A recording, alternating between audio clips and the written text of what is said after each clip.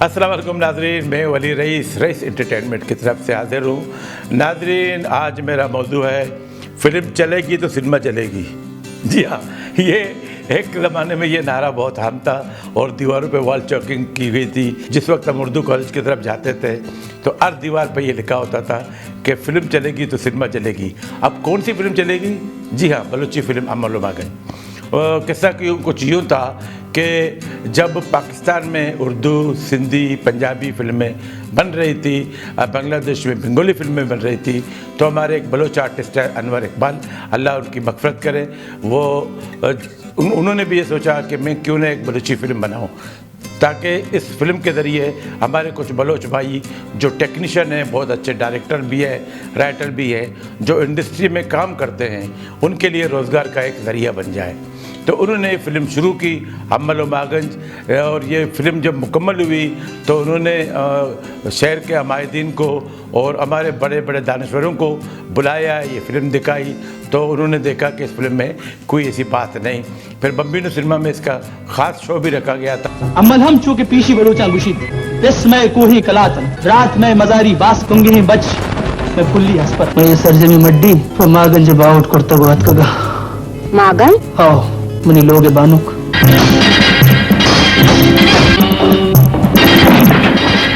तो तमाम दानिशवरों ने इस फिल्म को इजाज़त दी कि आप इसको रिलीज़ कर सकते हैं, लेकिन डायरेक्टर और प्रोड्यूसर के बाहमी एक चपकलिश की वजह से तो डायरेक्टर साहब ने ये बात दोहराई, जाके इसकी मुखालफत खुद ही कर दी कि ये फ़िल्म चलनी नहीं चाहिए, क्योंकि प्रोड्यूसर ने उससे कुछ ऐसी बात कही थी कि मैं देखता हूँ मेरी फ़िल्म को कौन रोकेगा।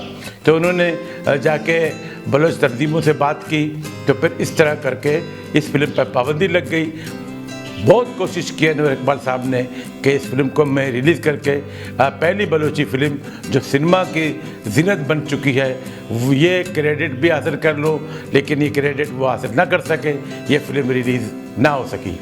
तो बात अब फिर हम शुरू करते हैं वहीं से कि फ़िल्म चलेगी तो सिनेमा चलेगी। जी हाँ, आज हम बात करेंगे सेंसर की जद में आने वाली फ़िल्मों के बारे में।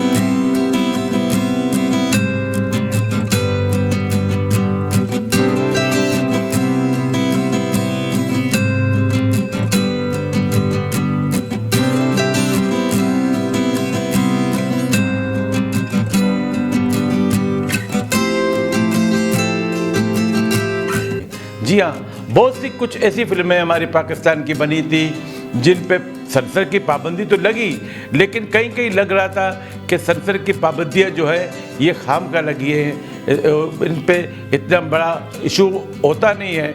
लेकिन चूँकि जितनी गवर्नमेंटें आई, किसी ने पाकिस्तान फिल्म इंडस्ट्री के लिए कोई मराहत नहीं दी है सिवाय जुल्फ़िकार अली भुट्टो के, जब उन्होंने नेपडेक वगैरह बनाई कुछ मराहत दिए। उसके बाद जितनी गवर्नमेंटें आई वो सिर्फ वादे करते रहे, लेकिन उन्होंने पाकिस्तान फिल्म इंडस्ट्री को कभी इंडस्ट्री का दर्जा दिया ही नहीं, ना इसकी सरपरस्ती की। अगर आज वो सरपरस्ती करते तो हमारी इंडस्ट्री इतनी परवान चढ़ती कि हमारी फिल्में जब बैरून मुल्क जाती तो वहाँ से ज़र मुबादला लेकर आती। जिस तरह किसी ज़माने में हमारी फिल्में बैरून मुल्क जाती थी, वहाँ से ज़र मुबादला कमा के लाती थी, लेकिन कभी भी किसी गवर्नमेंट ने इंडस्ट्री की सरपरस्ती नहीं की। इसी वजह से हमारी इंडस्ट्री आहिस्ता आहिस्ता डाउन होती गई। इसके बनिस्बत हमारे पड़ोसी मुल्क में उन्होंने अपनी इंडस्ट्री को, फिल्म इंडस्ट्री को ख़ास कर ज़्यादा डील दी, और उनकी इसी वजह से कि पूरी दुनिया में हमारे पड़ोसी मुल्क की फिल्में चलती हैं, वहाँ से ज़र मुबादला आता है उनके मुल्क में, और वो इससे बहुत कुछ कमाते हैं। हमारी गवर्नमेंट को भी चाहिए कि वो हमारी फिल्मों पर ज़रा सा नरम हाथ रखे और उसकी सरपरस्ती करे, और अच्छे अच्छे डायरेक्टर हैं उनसे अच्छी अच्छी फिल्में बनाए, जो वाकई डायरेक्टर हैं, जो वाकई प्रोड्यूसर हैं, उनसे अच्छी फिल्में बनाएं, ताकि ये फिल्में बैरून मुल्क जाकर भी ज़र मुबादला कमा सकें। क्या है ये उलझन, क्या है प्यार है प्यार दिल में जगा धड़कनों में समा दिल हो गया है तेरा दीवाना, अब कोई जचता नहीं। तो बात हो रही थी सेंसर की पाबंदी की वजह से, तो हमारी इंडस्ट्री में सिर्फ सेंसर की पाबंदियां ही लगी हैं, कोई मराहत नहीं दी है। तो सबसे पहले जो फिल्म बनी थी शारदा, जी हाँ, ये इंडियन फिल्म शारदा की कॉपी थी। शारदा हिंदुस्तान पाकिस्तान जब एक मुल्क थे तो उस वक्त बनी थी, पर जब शारदा बनी तो इस पर सेंसर की पाबंदी लगी। हिंदू मज़हब से जुड़ी हुई कुछ ऐसी चीज़ें थी जिसकी वजह से इस पर पाबंदी लगी। अब दूसरी फिल्म जैसे मैंने जिक्र किया था मल्लमागंज का, इस पर भी पाबंदी लगी थी। इसी तरह अब एक गाना था कि लगा है मिस्र का बाजार देखो, नहीं तहजीब के शाकर देखो। अब इस पे पाबंदी इस वजह से लगी कि मिस्र का नाम क्यों इस्तेमाल कर रहे हैं, इससे हमारा दोस्त मुल्क है मिस्र, वो नाराज़ होगा। हालांकि राइटर का जो था, शायर ने जो लिखा था लगाए मिस्र का बाज़ार, उन्होंने तशबीह दी हज़रत यूसुफ़ अलैहिस्सलाम को जब उनके भाई बेचने गए थे मिस्र के बाज़ार में, तो उसने उस बात से तशबीह दी कि देखो उस वक्त इंसान बेचे जाते थे तो आज भी इंसान बेचे जा रहे हैं। लेकिन सेंसर की पाबंदी लगी, फिर वो अल्फाज चेंज करने पड़े। अब भी देखें, जब फिल्म में ये गाना चलता है तो लब उसके यूँ हिलते हैं कि लगा है मिस्र का बाज़ार, लेकिन आवाज़ आती है हुस्न का बाज़ार। तो लगा है हुस्न का बाजार देखो, लगा है हुस्न का बाजार। इस तरह सेंसर की पाबंदी लगी तो हमारे फिल्म मेकर्स ने सेंसर की बात को मानकर वो अल्फाज ही आज़फ कर लिए। इसी तरह एक फिल्म बनी थी नीला पर्वत पे भी पाबंदी लगी थी। वो यूं कि तालिश अपनी दोस्त की बेटी को पालता है, जब बेटी बड़ी हो जाती है तो तालिश की उस पर बुरी नज़र पड़ती है। तो इस वजह से ये क्योंकि मौजू ही कुछ आड़ा था, तो इस वजह से इस फिल्म पे पाबंदी लगी थी। बाद में ये फिल्म रिलीज़ हो गई।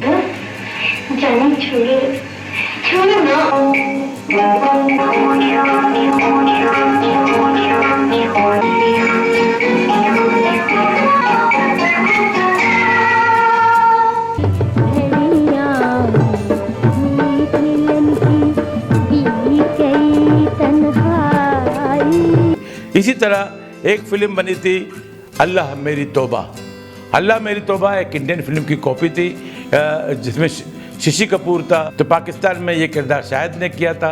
इस फिल्म में ऐसा था कि शाहिद डबल रोल होता है, एक होता है फौजी और एक होता है शरारती।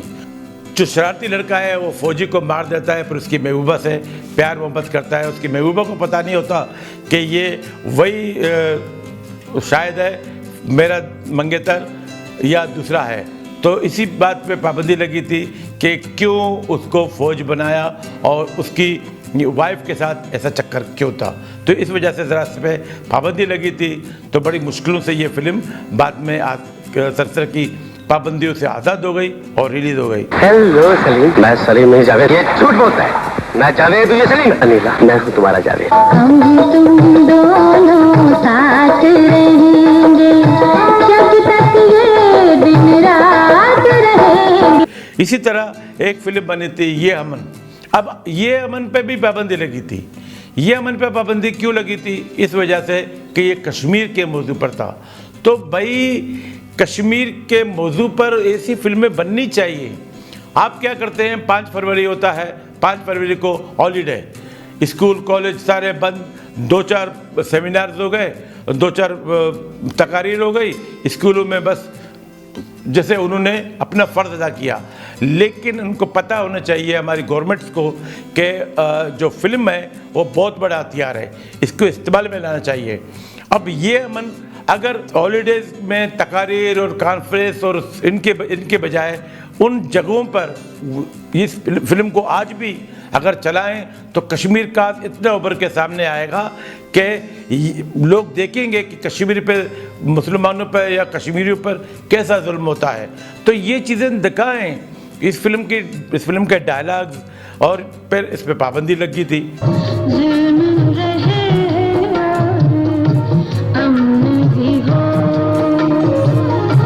क्या मुमकिन है तुम ही कहो। तो मोहम्मद अली की बड़ी कोशिशों से तब जाके ये फिल्म रिलीज़ हुई और इस पे एक ये लगा था ये अमन। अब इसी फिल्म की वजह से रियाज शायद बीमार पड़ गए और कैंसर का, तो ये समझ लो कि ये अमन वो फिल्म है जिसने हमारे एक बहुत बड़े राइटर को, डायरेक्टर को, एक बहुत बड़ी हस्ती को बीमारी का शिकार बनाया।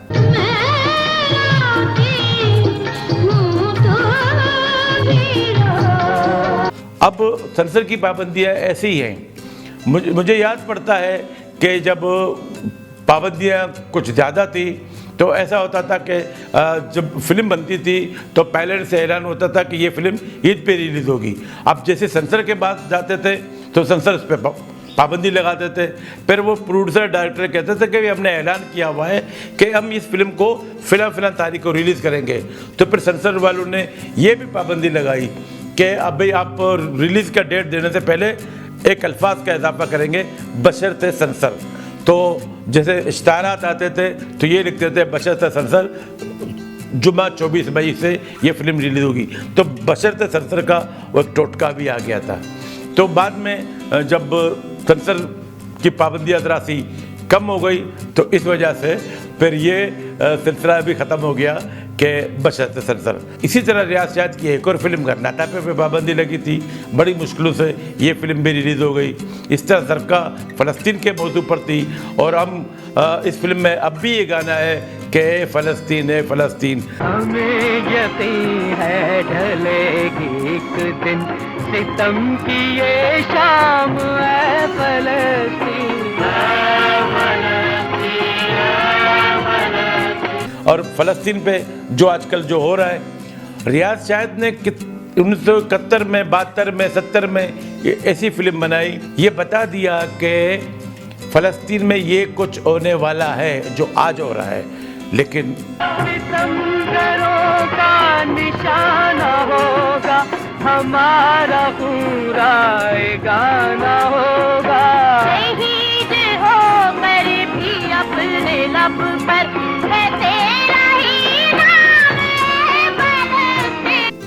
अगर आज भी बैनुल-अक़वामी तौर पर इस फिल्म को रिलीज़ करें, टीवी पर जो बैनुल-अक़वामी जो हमारे चैनल्स हैं उन पे इस फिल्म को बगैर उसके रिलीज़ करें तो पूरी दुनिया को फ़लस्तीन के बारे में पता चलेगा कि फ़लस्तीन है क्या और उस पर क्या जुल्म हो रहा है।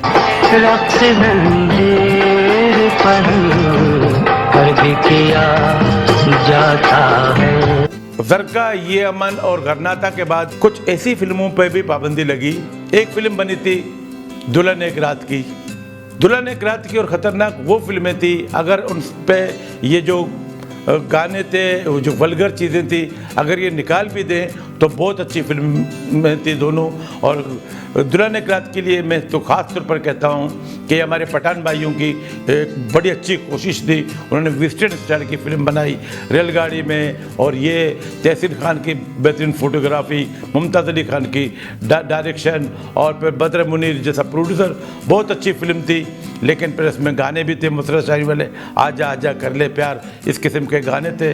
तो इस वजह से इस फिल्म पे 2 मरतबा पाबंदी लगी। लेकिन जब भी सेंसर की पाबंदियों से ये आज़ाद हुई, फिर पहले से ज़्यादा उसने बिजनेस किया। और ये फिल्म बद्र मुनीर के लिए एक सोने का अंडा देने वाली मुर्गी थी। जब भी बद्र मुनीर को पैसों की ज़रूरत होती थी तो कराची में आके खुद ही इस फिल्म को रिलीज़ करते थे, तो इससे इसकी आमदनी होती थी।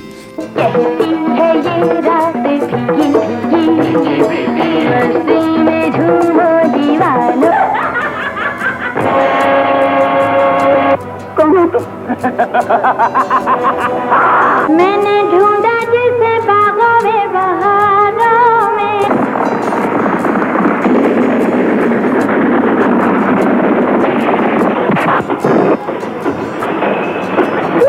आजा मेरे पास तेरी प्यास बुझा दूं। अब हम आते हैं असद तारिक की उन फिल्मों की तरफ जिन पे सेंसर की तो पाबंदी नहीं लगी, लेकिन आवाम की तरफ से बड़ा शोर शराबा था।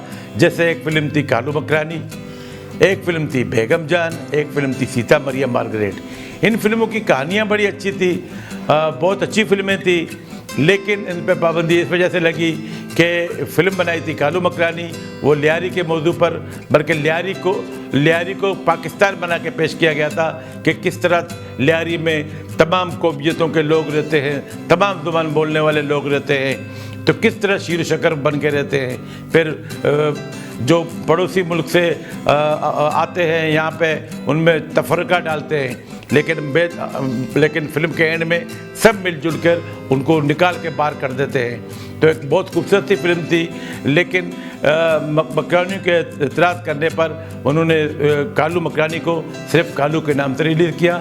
इसी तरह बेगम जान पुरानी फिल्म नींद को लेकर अब उसमें कोयला बेचने वाली का किरदार नूरजान ने किया था, उसको बेगम जान के नाम से फिल्म हसन तारिक ने बनाई। अब बेगम जान में उसको जो कपड़े बेचने वाली खातून है उसका किरदार दिया गया, जो घरों में जाकर कपड़े बेचती है।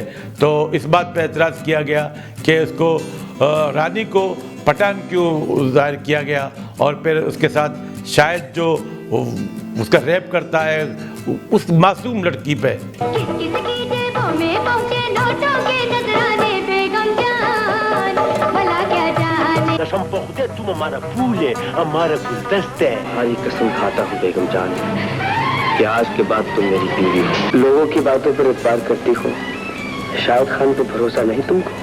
बड़ा अच्छा मौजूद था, लेकिन चूंकि उन्होंने पश्तो कपड़े पहने हुए थे तो इसलिए पठान भाइयों ने एतराज़ किया। ये फिल्म तो शुरू में तो ना चल सकी, फिर दोबारा उस पर बहुत सी चीज़ें हटा के दोबारा इस फिल्म को रिलीज़ किया गया, लेकिन इस पाबंदी की वजह से एक बहुत खूबसूरत सी नगमाती फिल्म नाकाम हो गई। इसी तरह एक फिल्म थी सीता मरियम मार्गरेट। अब ये भी हसन तारिक की बहुत खूबसूरत सी फिल्म थी, उस पर भी हमारे क्रिश्चियन भाइयों ने एतराज़ किया था कि मार्गरेट को क्यों इस तरह दिखाया गया, आपने सीता को और मरियम को बहुत पाकबाज बताया और लेकिन मार्गरेट को एक क्लब डांसर बताया, क्यों ऐसा किया गया? जाने मैं कौन हूँ, मेरे हाथों पे जग ने लिख दिया सीता मरियम। इस घर में रहना पड़ेगा अपने चेहरे पर बुराई सजाकर, ताकि मेरी दुनिया के लोग तुम्हें सचमुच मार के जान सके। मैं हूँ एक हजारों में, जैसे चांद सितारों में, इस पर भी मालूम नहीं मैं कौन हूँ। इसी तरह एक गुनाह और सही, यह भी हसन तारिक की फिल्म थी। इस पे भी अवाम ने एतराज़ किया था कि जो सबिया खानम का किरदार है इसको क्रिश्चियन क्यों बताया। हालांकि वो इतनी बुरी औरत नहीं थी, लेकिन चूंकि उसका कारोबार ये था तो किसी भी मज़हब से या किसी भी ज़ुबान से ताल्लुक़ किसी भी खातून का किसी भी किरदार का हो सकता है, तो इस पर एतराज़ किया गया।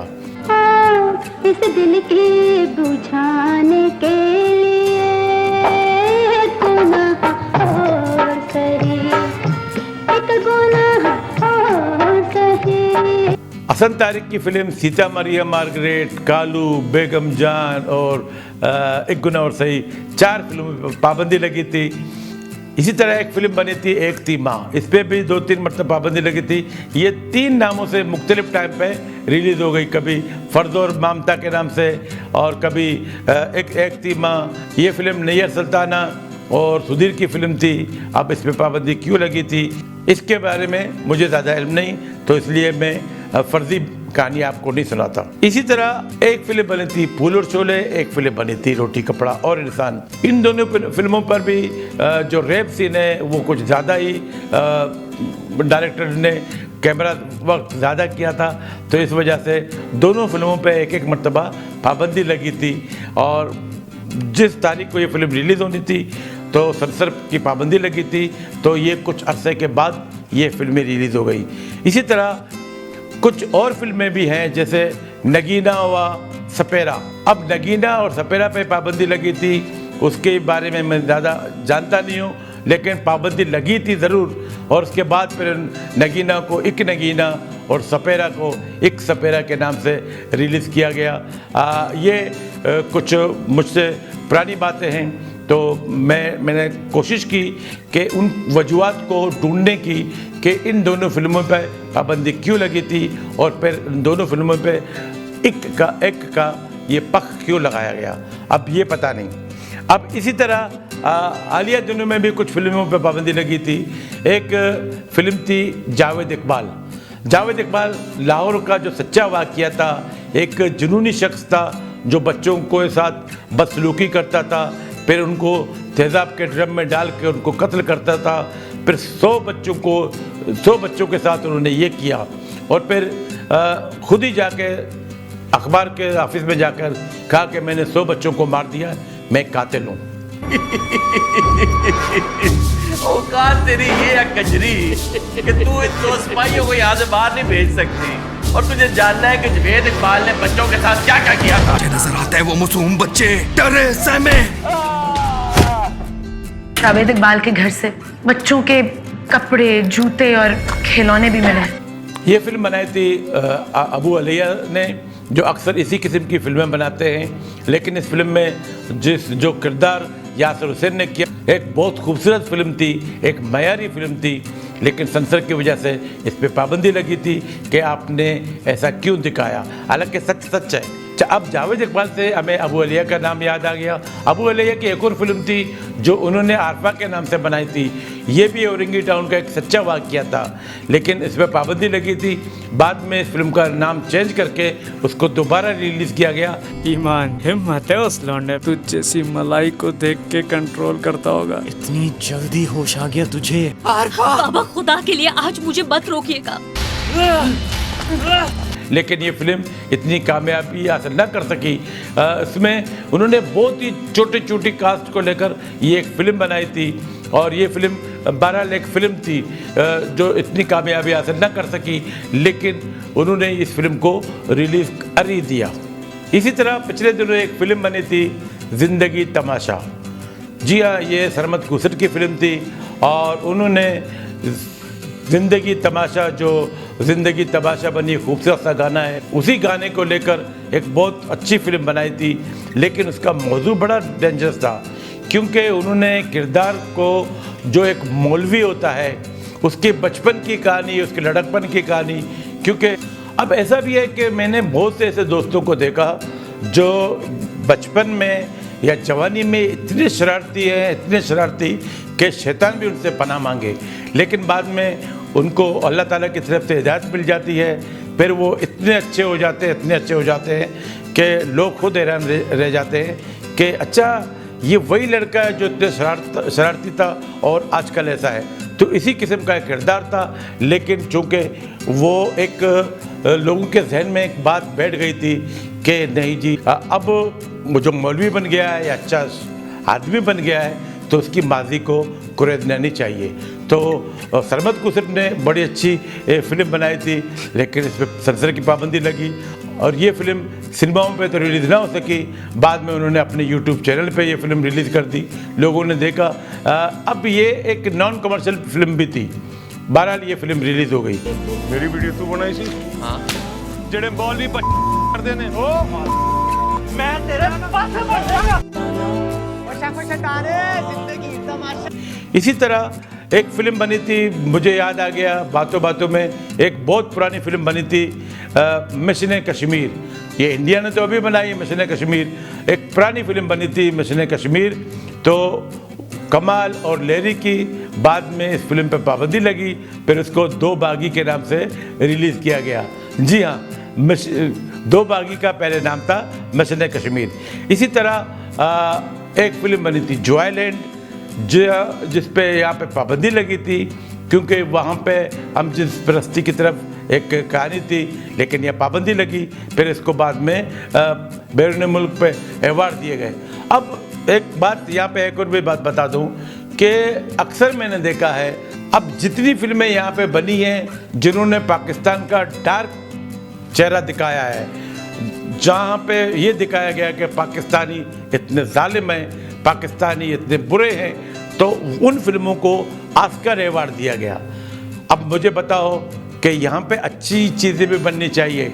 अब शाह फिल्म है, एक बॉक्सर के ऊपर है, लेकिन उसको वो पदीराई हासिल न कर हो सकी, इसी तरह बहुत सी फिल्में पाकिस्तान में बनी थी, जैसे परवाज़ है जुनून और इस किस्म की फिल्में बनी थी, लेकिन उन पे कोई बैरूनी अवार्ड नहीं था, ना पाकिस्तान की गवर्नमेंट उनको अवार्ड या कोई ऐसी फैसिलिटीज़ दे कि आपने बहुत अच्छी फिल्म बनाई है, हम आपको ये सर्टिफिकेट दे देते हैं या इनाम देते हैं, लेकिन ऐसा कुछ नहीं है। लेकिन जो फिल्में जो पाकिस्तान की डायरेक्टनेस बताती है, जो उसकी बुराइयां बताते हैं, उस फिल्म को ऑस्कर अवार्ड भी दिया जाता है। उनके जो डायरेक्टर है वो भी अवार्ड लेकर अखबारों में तस्वीरें देते हैं कि ये ले हमने ये अवार्ड जीता है।